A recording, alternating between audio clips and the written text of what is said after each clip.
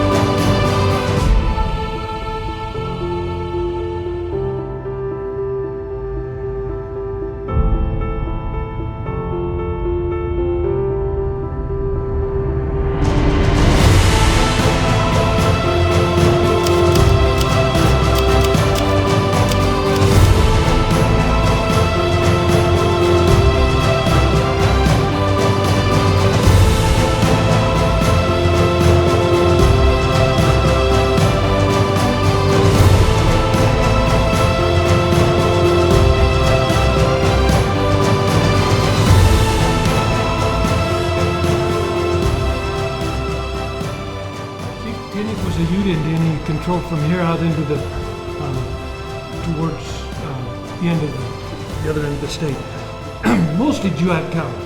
That's what he had. And the Tintick Wars, when Chief Tintick was injured, was shot and injured in a battle with the Tintick Wars, and then he ended up dying from it. He died like 2 weeks after his injuries, but this was his number one hunting ground. This was full. They said there was grass so high in this valley that a man could ride a horse and you couldn't see him as he was riding through there. I have a hard time imagining grass that high, but I imagine it wasn't probably grass, but it was so green and verdant in here that so much other stuff growing that it would have been a good place to hide. And there was a lot of, we find even evidence nowadays of arrowheads and places where they've sat and made arrowheads. I ran into a place here, 7 or 8 years ago. We were up after a fire had come through out past Silver City, and had come up through there, and we'd walked up on the hill, my wife and I, because it had burned, and we could see things that we hadn't ever seen before out by Paul Bunyan's woodpile. And as we walked over, there was a boulder there about 2.5, 3 feet high, and almost kind of square, looked like a table. And we looked on there, and there was shards of where they'd sat and made Indian arrowheads out of the flint. And I looked around, and I thought, this is a weird place to have that. And I look over here, and about 50 yards over that way was a spring with the green coming down. I said, I can imagine there was an Indian sitting right here making his arrowhead, keeping an eye on that spring, waiting for a deer, an antelope, an elk, something to come by that he could go get some meat for the family to eat tonight. But you could see he'd been sitting there, and those little shards had sit, because there was none. It was a rock that wasn't anything to do with any of the rocks in the area, and it was just little pieces, and we found them sitting up there, and I thought, yep, I can see this Indian sitting here doing that. Jesse Knight was born at Nauvoo, Illinois, September 6, 1845, and died at Provo, Utah, March 14, 1921, ending a life of devotion to his family, to his church, and to the people throughout the West. As a young boy, Jesse Knight knew nothing but hardships such as herding cows barefooted, gathering pigweeds and sago roots as a help towards the family's meager food supply. His clothing consisted of coarse homespun cloth, sacks, and made-over clothes of all kinds. When but 11 years of age, he took oxen on shares and hauled winter wood, getting larger boys to help him load his wagon. In 1857, his mother and family moved to Provo, Utah, where he herded cows and gleaned potatoes. With his earnings, he bought a colt, the first thing he ever owned, which was the pride and joy of his young heart, but for a short time only, as he traded it for a cow, which he gave to his mother. He had a keen desire to make life easier for his mother, as he saw her weave late into the night by the light of a burning greased rag. He had little chance for schooling, but his mother taught him much while she worked. He was a pioneer both by nature and experience. Hi, my name is Terry Smith, and my great-grandmother and my great-grandfather lived in Silver City. As I was growing up, my grandmother used to talk about living in Silver City, as she had a little store, the confectionery that she run. They had ice cream there. I come from Goshen, Utah. That's where I was born. Okay. Goshen Canyon. And we had a big family. And it was a lot of work. When I got older, I moved to Mammoth. And I worked for Minnie Wahlberg and Axel. They had a confection store. And then I worked for the mine too, the McIntyres. And it was different, yes. We had to haul water. And it was different with the neighbors. We all got along. It was a lot of good times, knowing the people and working with them. And Sam Houston was granted the West Tintick Valley for his work in the Texas Rangers. Sam never made it to Utah, but several years later, the McIntyres came out to the West Tintick Valley.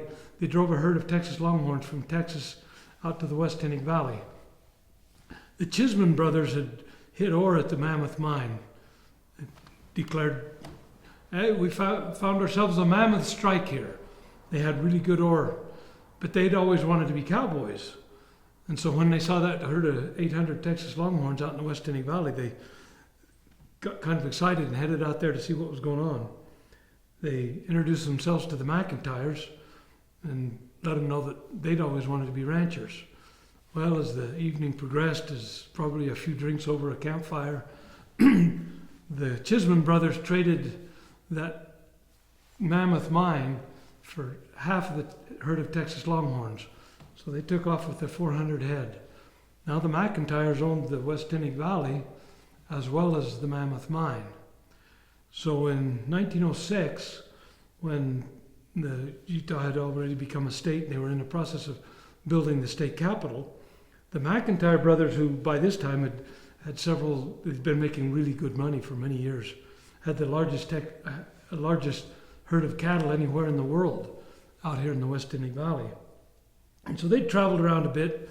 They were kind of used to the ways of the world. They went up and they knocked on the governor's door and he says, "We want to tour this Capitol building that you're doing." So the governor took them around and he says, "Well, we don't see any place elegant. If, Utah's a state of the United States of America now, it's going to be a popular place. There are going to be visitors here from Europe, kings and queens, presidents of the United States, senators and congressmen are going to be coming here. Where's the governor going to entertain these people properly?"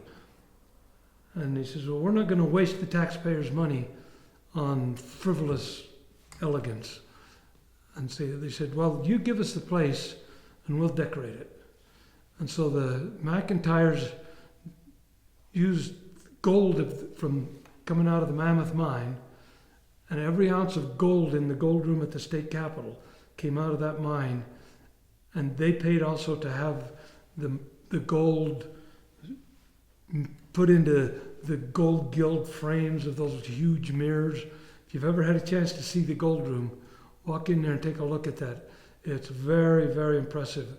Someplace definitely elegant enough to entertain kings and queens, princes and princesses, presidents, congressmen, senators. They all feel very elegant in that place, I'm sure.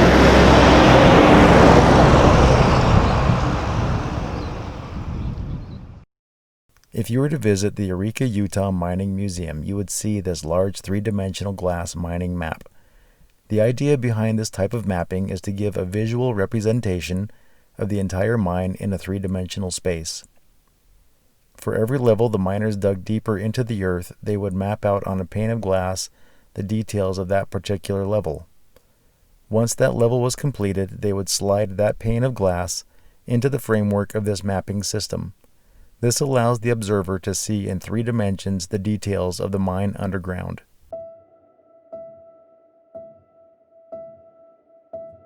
Jesse Knight's life, which was now largely influenced by his religious belief and experiences, also enjoyed their Payson home frequently being visited by mining men traveling to and from Eureka, Utah, and he often visited some of the mines his friends were interested in. On one occasion, he had been prospecting alone on the east side of the Godiva Mountain and had sat down under a pine tree to rest, when to his great surprise he heard a voice distinctly say to him, "This country is here for the Mormons." He was awake at the time and surprised at the message, not fully realizing its meaning, but naturally believing that it pertained to mining in the locality where he was at the time prospecting in his own way. Jesse Knight believed that his parents, even though dead, had some influence in directing his destiny, some power in directing his life, and that thing of greatest concern to them was that he always be faithful to the church. He also believed that the trials came to him because of his carelessness, and as a means of spiritual development, his simple language was beautiful and full of trust in the Lord.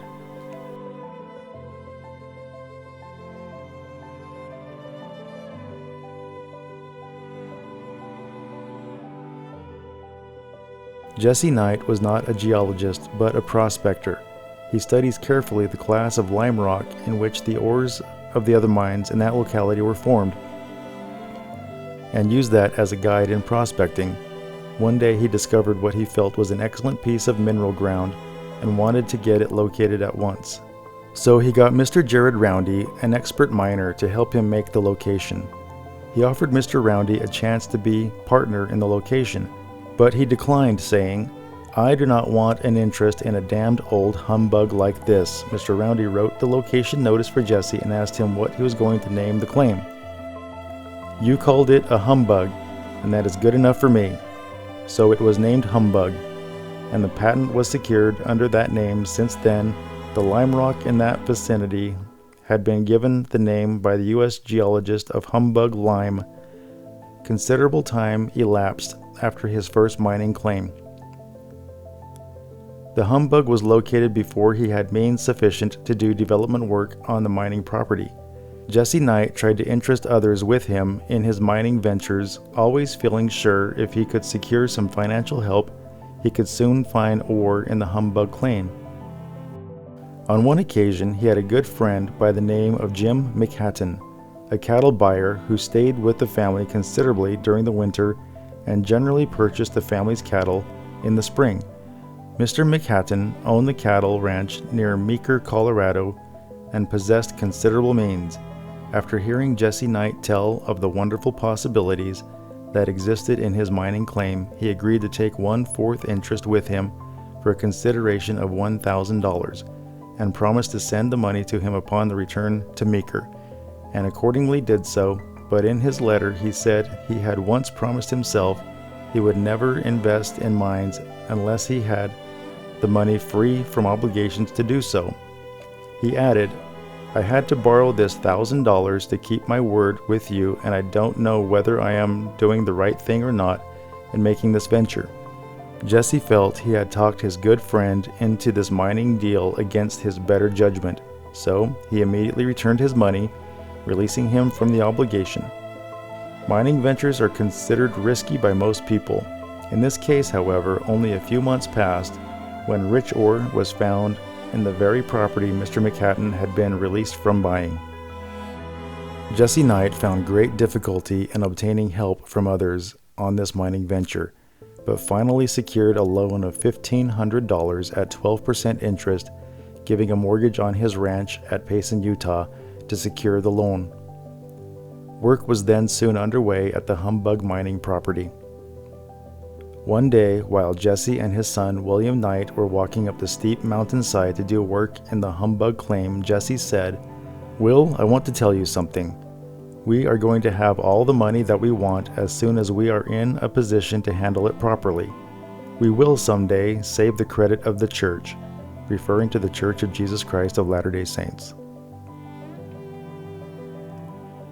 William Knight took issue with his father when he made this statement because the Knight family were in debt greatly themselves, and it was understood that the church was in debt probably over $1 million at that time. William said, "It seems ridiculous to talk that way," and he argued considerably against his father's statement. Jesse replied, "Will, I don't want to quarrel with you about it, but I never had anything come to me with greater force than the impression that came to me at this time.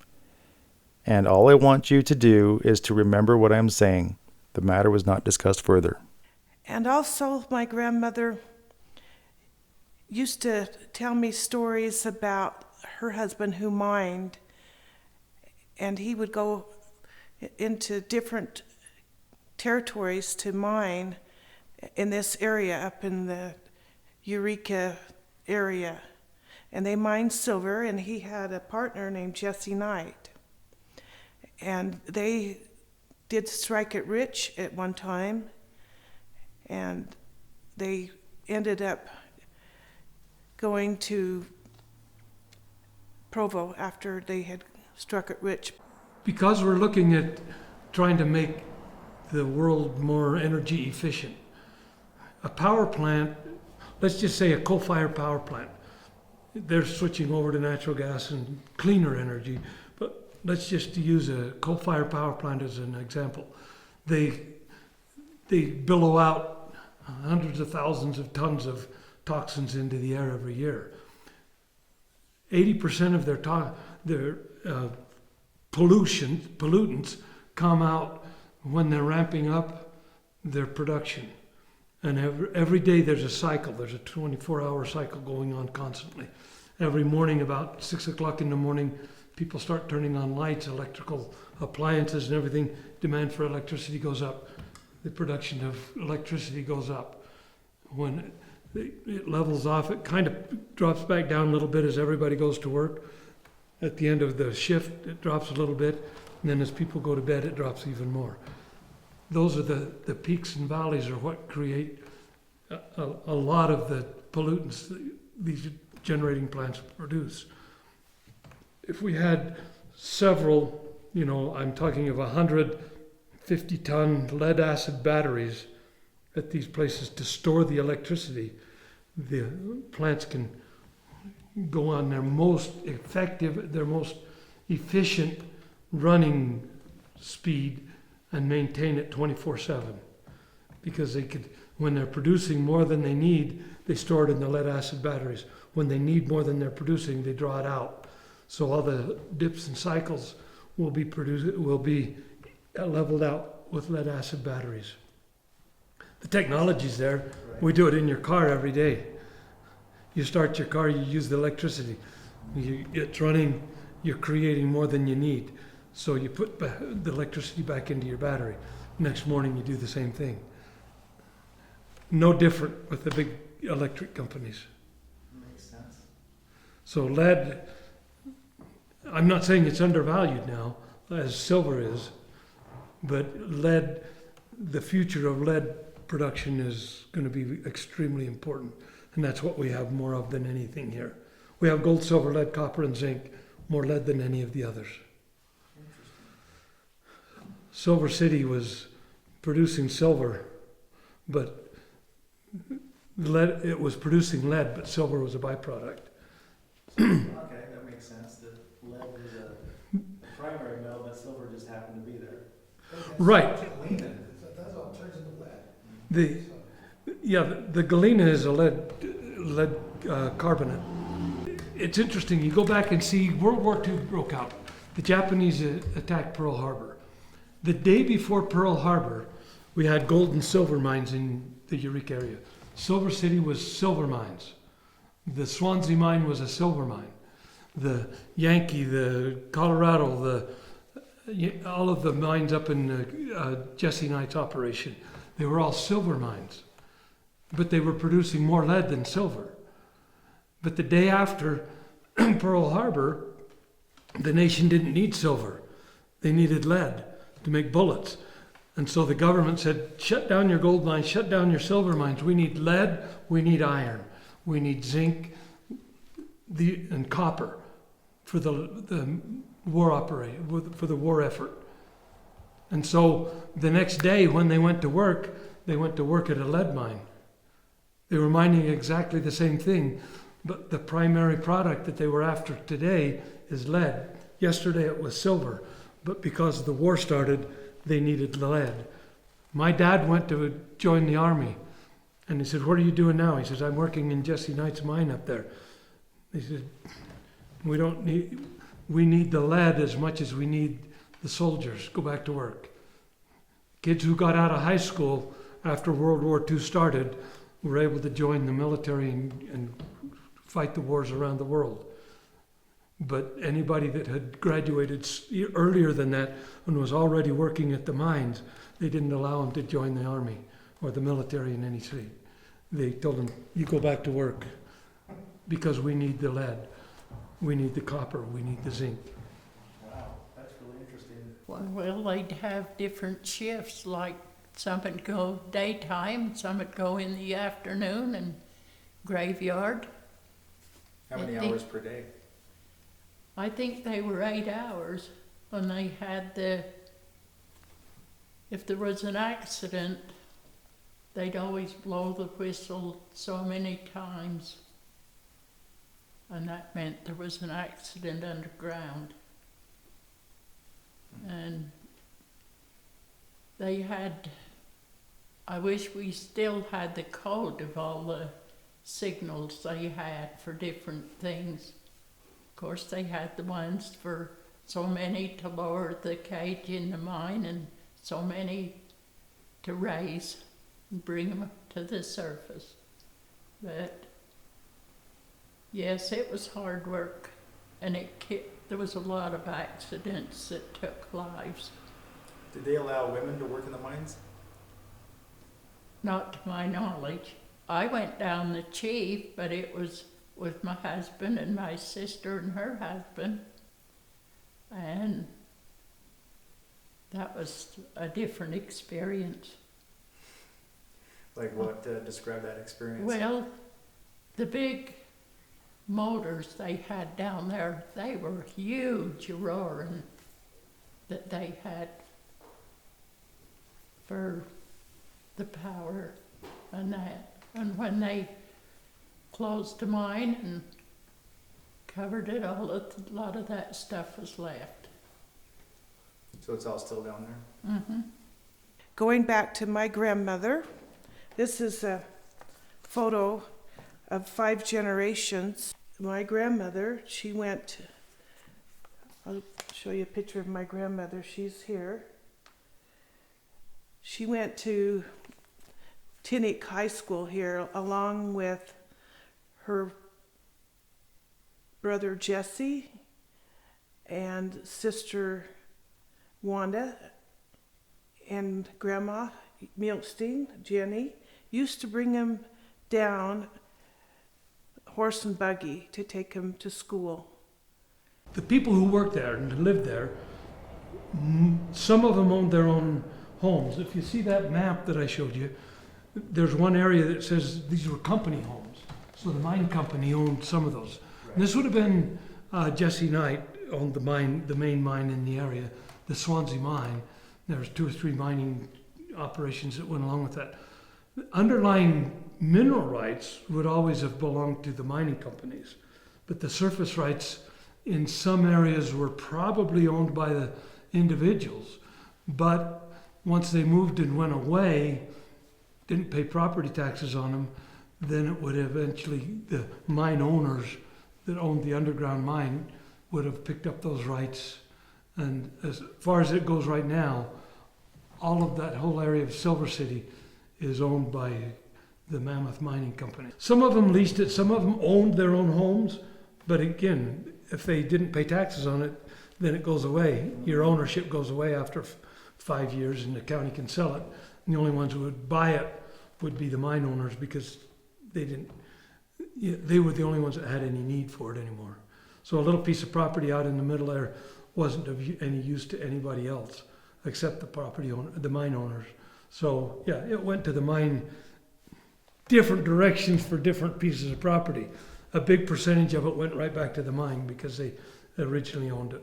But some of it was privately owned, and there wasn't any interest in paying taxes and keeping up something that wasn't of any value. I was born and raised in Payson. I moved up here when I got married in 1960. We lived in Silver City till we could find a house that was available here to rent. And we lived with my husband's mother. She was much older because she just raised him from a baby. It wasn't her blood. So she took care of us for a couple of months. But they had to haul water because the water line was gone. It was an old wooden pipe. The wells, or the springs were out on the mountain quite a ways away, but that's the only way she could have water, is to haul it. So Silver City used to have like running water? Uh-huh. Theirs was one of the last homes that got electricity, but it was all modern to me when I moved there, so. My great-grandmother had 2 dresses, and she would wear a lot of aprons. Her one dress that she wore during the day, and on Sunday she had a dress that she would wear. And I thought about myself, how many dresses that I had, and how she just had the 2 dresses. It was rural living because there wasn't all the things that there is now, like living in a city. No modern conveniences like a bathroom. So radio obviously existed at that time. What kind was radio a major source of entertainment back in those days? Yes, that was the news. And when I started playing music, we couldn't never afford lessons. I'd listen to a song on the radio and then I'd practice it and play it. And I still play my button accordion, which was from Mammoth, owned by an old prospector that was by the name of Nelson Newman. That started the ore on the dump, and he used to sit on his porch and play music at night. My friend bought it from him, and he found out I could play it, and he says, "I'm going to give this to you." That was Rudolph Mattson, and he lived in Mammoth. And they've expanded, so they picked up a lot of what Jesse Knight had, even over on the Knightville side. Now the Mammoth Mining Company owns them. They're doing quite a bit of exploration now on a lot of theirs. HPX, high power exploration company, is in here doing, and they're looking at opening some of that area up. Because as time went on, as mining claims or property became available, the Mammoth Mining Company would just pick them up if it was within their scope of interest. Well, a big percentage of them, and the whole Tintick mining district, and this would have been mostly after World War II. And as the development was working its way bigger and bigger down in Utah County and out in Tooele area, if you was going to build a barn, for example, you'd build a nice home if you was down there working a farm. But if you wanted to build a pig pen or a barn or something like that, rather than go and buying new lumber, you'd come up here and tear down an old house and take it down there. You had all the 2x4s and the wood that you needed, roofing, whatever you needed. you take it down there and use the materials from up here. So as you go around over there, you don't find much of the rotted lumber that you would have expected where all those houses were. And that's why, is because most of it was carted off to build whatever they needed real cheap. When I was growing up, I heard so much about Silver City. So when I did come up here, I was disappointed because it was nothing but a ghost town. And there was no confectionery store that my grandmother used to tell me about.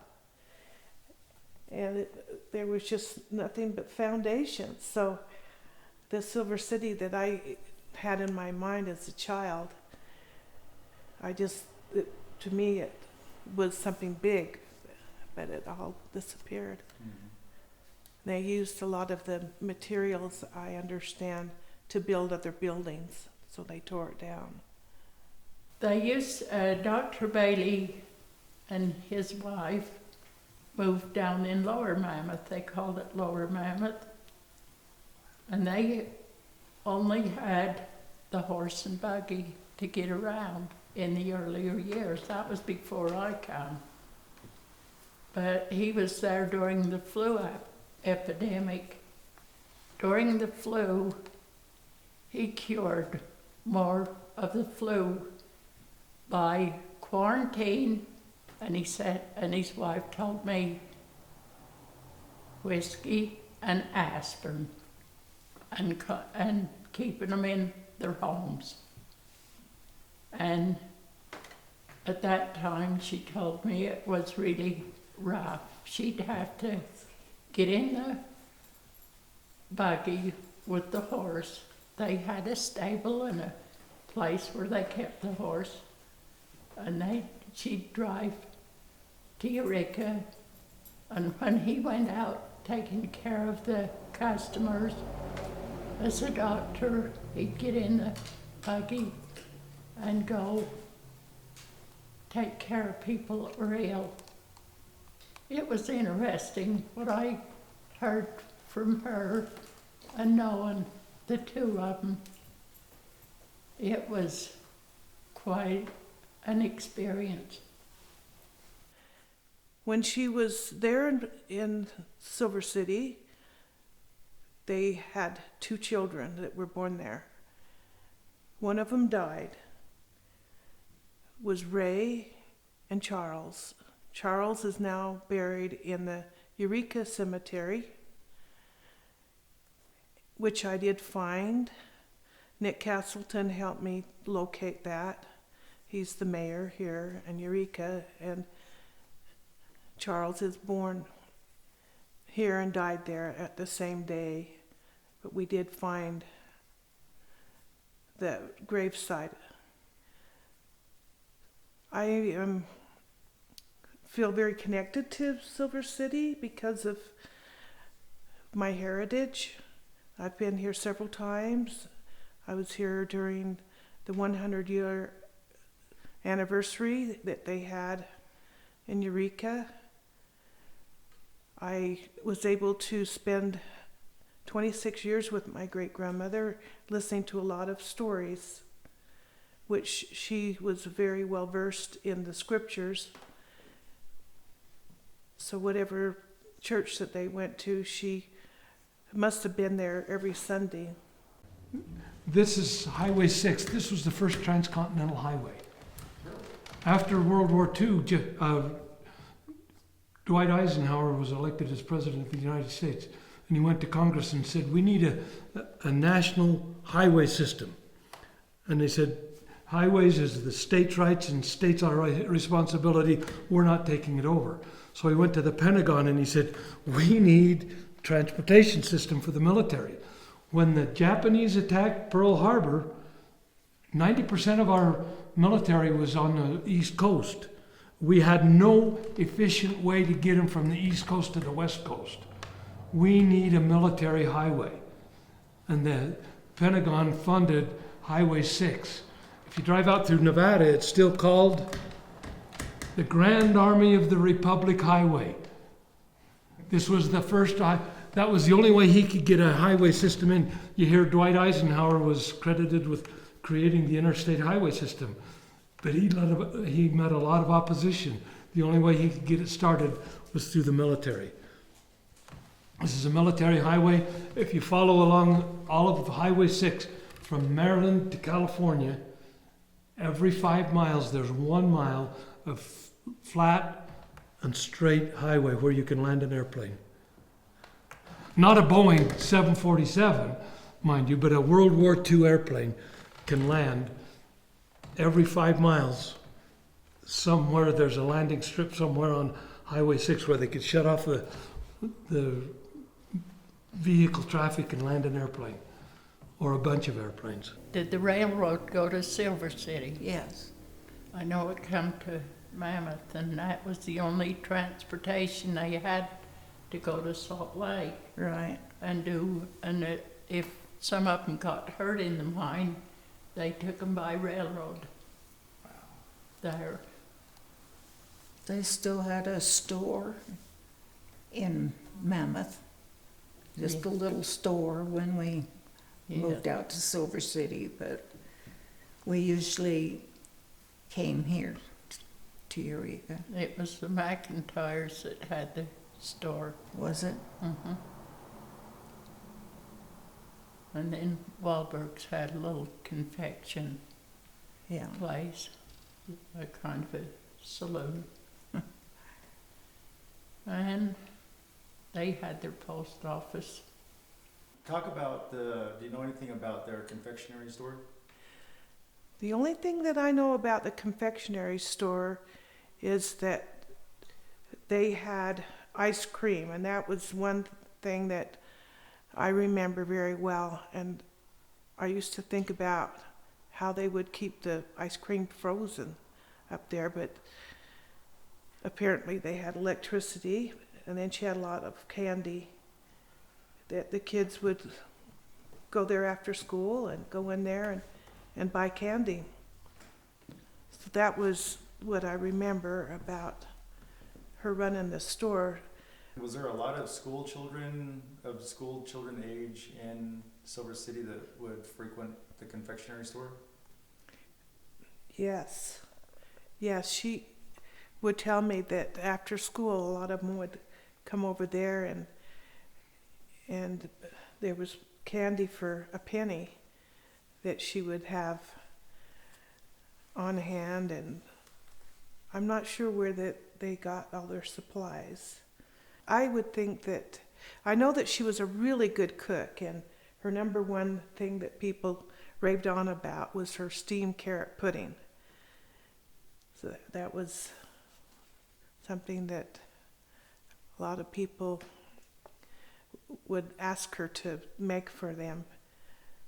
So what was the main hotspot of entertainment where everybody would like to gather in? Like, what was the popular form of entertainment? Basically, we just grew up. I had a big family. There was 11 of us, and all of us learned to play, but we was never able to take lessons because they were too expensive and travel, and we lived in a rural area, and we'd act like comedians and crazies. And one time Dad was sitting out under the big tree, and we was in the house, and us kids all acting like they do on Hee-Haw. And we kept going, and finally got tired singing and doing and quit. And Dad hollered, every time you get a decent show on that radio, you turn it off. Now, turn it on again. Mom went to the door and she said, Dad, that was the kids, that wasn't the radio. So I guess we done a crazy way. So my life, I've worked, I moved to Eureka, and I've worked in several places there too, and I still work for the doctor's wife. I done all of her driving, groomed her dog, cleaned her house, and she called me her gal Friday. So, yes, life has been different. And now it is crazy. It's worse. We had a pleasant, at least we had peace of mind. Now we don't. Apparently, according to the census, they were here in 1920, but apparently they were here before that. So they must have been here for at least 15 years that I know of. My grandfather was ill after getting miner's consumption, and I believe it was the scoliosis, they call it, from the silicone that get into the lungs, which it's like little slivers. But that's what he died of when he was 65. But at that time he was in Provo. But they did do a lot of mining up here. The life of the miner, they had to travel, and I don't think that back then that they really had a car, so they would have to be horse and buggy and carrying the carts that they would put some of the mine, and he was gone a lot, and he went around to all the different mines, including Delta, because there's pictures of him in Delta. So he was in different towns around the area here. My grandmother would always talk about Jessie Knight, who after Enoch Milstein passed away, she would always get phone calls from Jessie and to check on her. And Jessie did teach at BYU, and I know that she was very into the basketball team at BYU. And back then, when they did live here, they were hard workers. We did our own entertainment. She still plays at special occasions. We had a Silver City reunion for a number of years, and there was a little part over there that had some trees and wasn't too overgrown, and we'd meet there, and she'd always play for us at the reunions. Then when people started all dying off that lived there, then we quit the reunion. So she didn't really talk about the people that came in there, but at the time there was a population of 2,000 people when they were living there. And my grandmother, who told me a lot of stories about living up here, they had friends, there was a lot of children, there was a lot of families, and mining was something where they could make a good living. It was hard work. But again, I show you this photo, which is my great-grandmother, Jenny, and Marba Lewis, and her daughter, Anita, my mother. This is me, and this is my son. Now, years ago, she really wanted her birthstone ring, which is right here. And she wanted Enoch to buy her something that she could have for her own, because they didn't have a lot. And before she died, she handed that ring down to my grandmother. Her name was Marba Milstein, later Marba Lewis, and then there was Anita Lewis, who my grandmother passed this ring on to before my mom died, that the ring was given to me, which I have and cherish. That is gold, and it is a sapphire. We were, all of us here are Virgos, and it was just a coincidence. And then this picture, by the way, was taken in 1973. And my daughter, which is not in the pictures, my son, she was born on my birthday, so this ring will be passed down to her. Cool. Do you happen to know if that gold maybe came out of the mines in the Tintick area at all, or? It did not. Okay. No, it had been bought somewhere in Provo. Okay. But she did want this. So it was just something that she wanted Enoch to buy for her. Have you gone back to visit, the remains of what the place was you used to live in Silver City? I used to take my husband there just about every day. He was suffering with Alzheimer's and couldn't remember, except he expected her and the house to still be there till we got there, and then he would realize. I just told him the fire that came through wiped it out, but it was gone. Everything was gone by then. When did you move out of Silver City? Out of Silver City about 2 months after we moved in. And what We year was moved that? to About here. What year was that? About what year was that? I couldn't hear you. What year was that? 1960. Oh, wow. Wow. So we found him a house here in Eureka to rent, and that left her alone. So we had to go back and check on her every day and make sure she had the water. And her daughter told us one time that it wasn't a fancy town, no paved sidewalks or anything like that, but they did have a post office and a hotel and a saloon and things that were kind of important at that time, but there was nothing left when we moved there.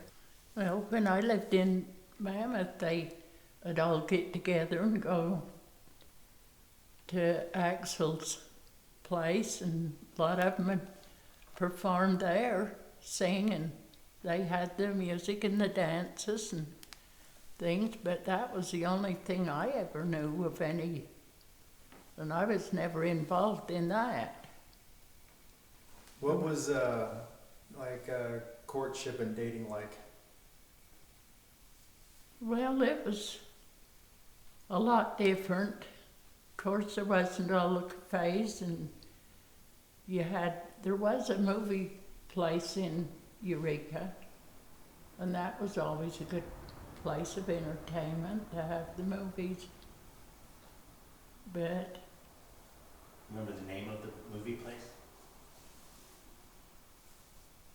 was it I can't remember if it was the Star Theater, and it burned. So, yes, life was different, and still is. So with the courtship thing, where would people meet people at? Would it be at church, at work, in the mines? Well, we just usually go someplace and eat or have go to the movie. Mm-hmm. Everybody didn't have TVs, but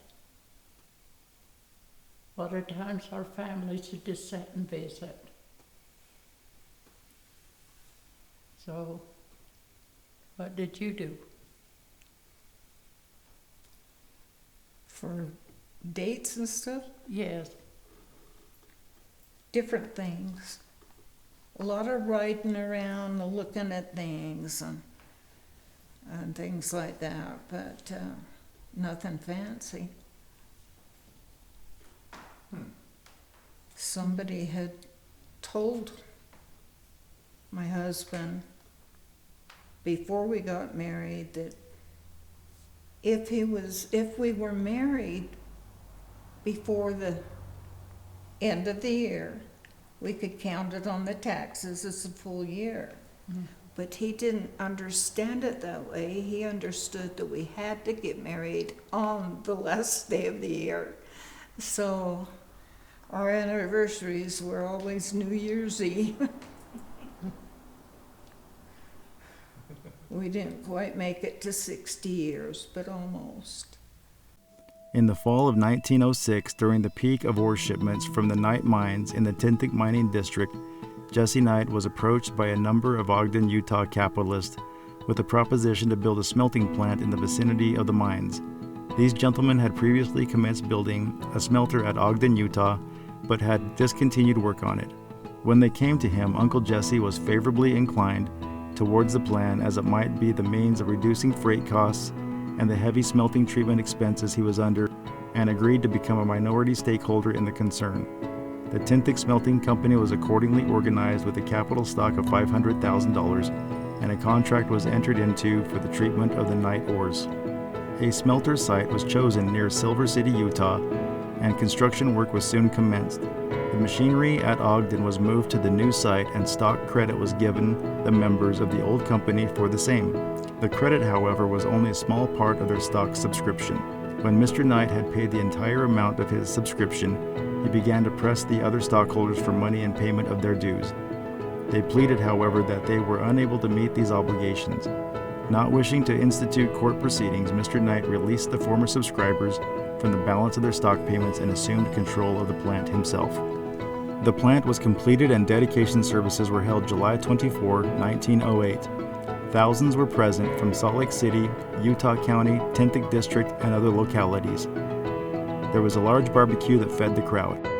The smelter was in operation for only about 1 year, the conditions being very unfavorable due to the requirement of fluxing ores from other mines, shipped in under heavy freight rates for an uphill haul. As Jesse Knight put it, the railroads charged a high rate for hauling the fluxing ores uphill and a high rate for hauling the bullion downhill. After securing more favorable long-term ore contracts from the Valley Smelters, Mr. Knight closed and dismantled his smelter at Silver City. The Tintick Milling Company was formed and a plant built on the smelter site, which operated successfully under the management of George H. Dern, who owned with Mr. Knight a patented process for the treatment of low-grade ores. Some 400,000 tons of ore were treated under this process before the mill was closed, most of the ores being from the Jesse Knight mines. During the period of smelter construction, Jesse Knight built the Eureka Hill Railroad from the smelter to the mines, a distance of about 6 miles. This railroad was a very profitable undertaking. On December 6, 1909, the Utah Ore Sampling Company was incorporated. This was the custom ore sampling concern which had plants originally at Silver City and Murray, Utah. After the depletion of the large Knight producers in Tintick, the Silver City mill was closed, leaving the Murray plant in operation until the 1950s. Now the water becomes a valuable commodity also. So now it would pay to go down and pump the water out, because Silver City had good clean water. It wasn't like some of the other on the east bench over here. The water's very hot and contains a lot of salts and minerals. But this water in Silver City is good water. And so now they're looking at it as not as an expense item, but as another commodity that we can sell. So they could sell the water, and because everybody needs water now. How do you think that would, what would the impact be on the region if that were to happen? The only thing I disagree with is if. It is going to happen, and it is in the process of happening right now. And you're going to see the Tintick mining district, in my opinion, will be a major mining operation within the next 10 years. So I don't think modern technology doesn't need as many miners to extract the ore that it did before, but my personal feeling is, just from what I see going on around here, that within 10 years, the Tintick mining district will have a population of somewhere around 5,000 people. Do you think that there will be a rebirth of Silver City itself, named as Silver City? Real high probability. If the ore is not so close to the surface that they can strip mine it. If they can mine it from the surface, then they would mine it rather than build. But Silver City is an area that is a beautiful area and not really steep slopes.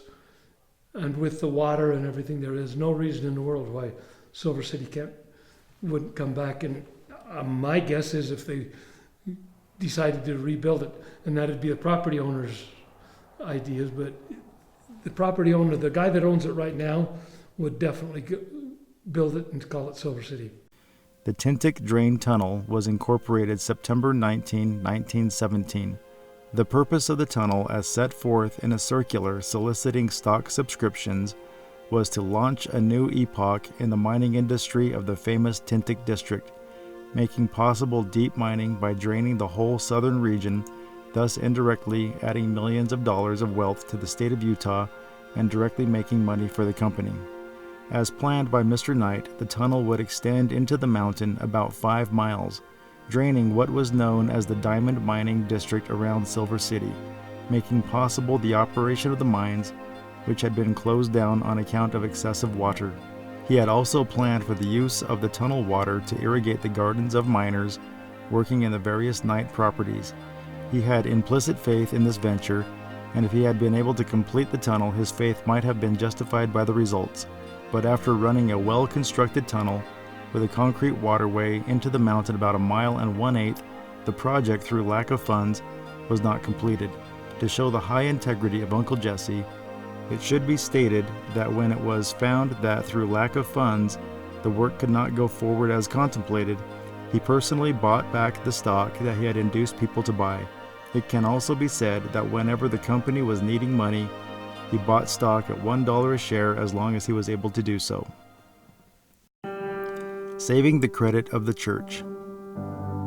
President J. William Knight, Provo, Utah. My dear brother Knight, I was very much interested in our conversation in regard to an unusual occurrence that transpired November 22nd and 23rd, 1896, in which your father, President Woodruff, trustee in trust for the church, and myself participated. The details of the event, which I here briefly relate, originated in a request made by President Wilford Woodruff at a special priesthood meeting following the General October Semi-Annual Conference of the above-named year.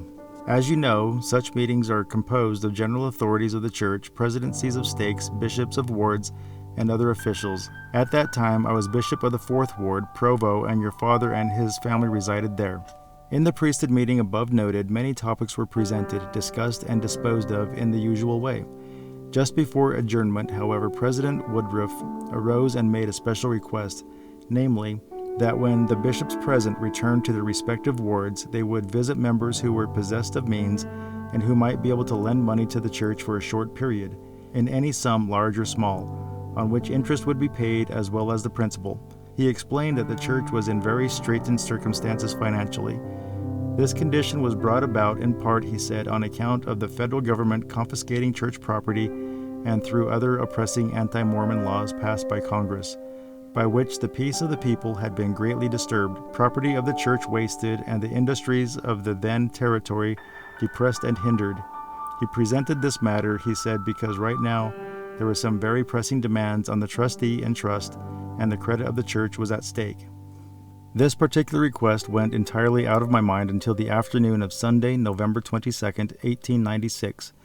I was returning home from our tabernacle services, and when within a short distance of my home, a voice said to me, a voice as audible as that of a person, "Jesse Knight will lend the church $10,000. That was all. Then it was that I distinctly remembered the remarks of President Woodruff bearing on this subject. I immediately changed my course and went to the home of Uncle Jesse, and found him in his parlor reading. After a few preliminary greetings, I rehearsed to him what had transpired in the meeting, and what President Woodruff had said about the church being financially embarrassed. But before I could ask him whether he would make the loan, he said instantly, "Yes, I'll lend the church $10,000, and I'll see the cashier this afternoon, and have a check ready for you tomorrow morning, and you may take it down to Salt Lake." That was at a time when there was but one train a day to Salt Lake. So early in the morning he met me at the station and handed me an envelope containing a check. As it happened, President Woodruff, with his counselors George Q. Cannon and Joseph F. Smith, and several of the 12, were present in the president's office when I arrived. After viewing the contents of the letter, President Woodruff was very much pleased, and it appeared to me that a great weight was lifted off his mind. At the request of President Woodruff, I spent several hours there and took lunch in the office with him and several of the brethren. A letter was formulated to Brother Knight and was given to me to hand to him. When I arrived at Provo, he was at the depot to meet me. I did not know the full contents of President Woodruff's letter, but Brother Knight remarked to me a few days later that President Woodruff had said that the check was the means of saving the credit of the church. Brother Knight also remarked to me some months later that that was one of the best loans he had ever made. Very sincerely, your brother, signed Joseph B. Keeler. The letter from President Woodruff was subsequently found as follows: Office of the First Presidency of the Church of Jesus Christ of Latter-day Saints, Box B, Elder Jesse Knight, Provo. Dear Brother, I am just in receipt of your check for $7,000 per hand of Bishop Keeler, which makes $10,000 in all, which you have kindly advanced to me as trustee in trust for the church. I feel that this kindly act on your part is an answer to my prayers to the Lord to open some door of relief whereby we may be enabled to meet pressing demands upon us. I feel very thankful to you and feel with every sentiment of my heart to say God bless you and prosper you. With kind regards, your brother, Wilford Woodruff. P.S. My note in your favor of $10,000 at 8% is hereby enclosed. This note was subsequently paid in full. There are still mines in Silver City that could produce a lot of gold and silver. The silver mine in Little May Holler used to produce native silver. The mine filled up with water, and there was no economical way to remove the water. If the price of silver ever reached a high enough amount, it would be worthwhile to reopen this mine. Jesse Milstein. Jesse Knight believed that the surest way to express love for God was by doing good to God's children. The earthly stewardship of Jesse Knight came to a close at his home in Provo on March 14, 1921. This from the Salt Lake Tribune. Uncle Jesse Knight is dead. The beloved pioneer, mining magnate, builder, and philanthropist passed away at his home in Provo at 7:40 Monday morning as the result of a stroke of paralysis, which he suffered a month ago. He had been unconscious since 4 o'clock Sunday morning. The immediate members of the family were present when death came. The funeral services were held at the Provo Stake Tabernacle, March 16th. His friends were so numerous that many were unable to gain admission. Among those present were President Heber J. Grant, Anthony W. Ivins, and many other church officials. Also, state, county, and municipal officers, business associates, mining men, and host of friends. The deeds and achievements of the pioneer and friend of mankind received warm eulogy from all the speakers.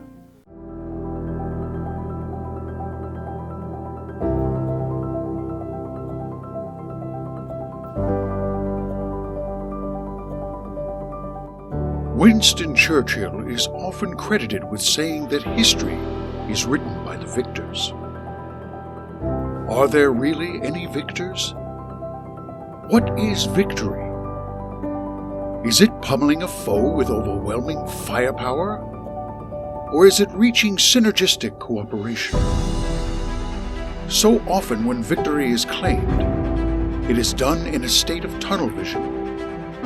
The conqueror savors the sweet taste of success, their success, often unaware of the long-term repercussions of their victory. And as the saying goes, history is written by the victors, their version of the events, often leaving out the unsavory events that may cast a negative shadow upon themselves. Generations pass, and those who cross paths with the history are as innocent as children. We don't know what we don't know. Yet those who stumble innocently into history often feel shameful for events that their predecessors may have been a part of. What is the price of silver? The price of silver is calculated with the daring. Those who dared to take the leap of faith into the unknown and the unproven. It is the lives lost while extracting it from the earth. It is the exploitation of those perceived as weak. It is the loss of multi-generational land, indigenous cultures, and their heritages. It is the poisoning of the earth it is borrowed from in its refinement and industrialization. Yes, silver is borrowed from the earth. The earth is the Lord's bank, and at some point in time, what was withdrawn from this bank must be redeposited into it. It is our duty to be proper stewards of these assets. History cannot be fixed. The events of the past are what brought us to this moment in time. It is our human duty to the here and now to honor the past. Honor it by understanding that there are no winners or losers. There are simply those affected by events. Let's honor the past by learning from it, taking to heart lessons it taught us. Don't let history stagnate. Remember, there are never any winners or losers. There are only different perspectives.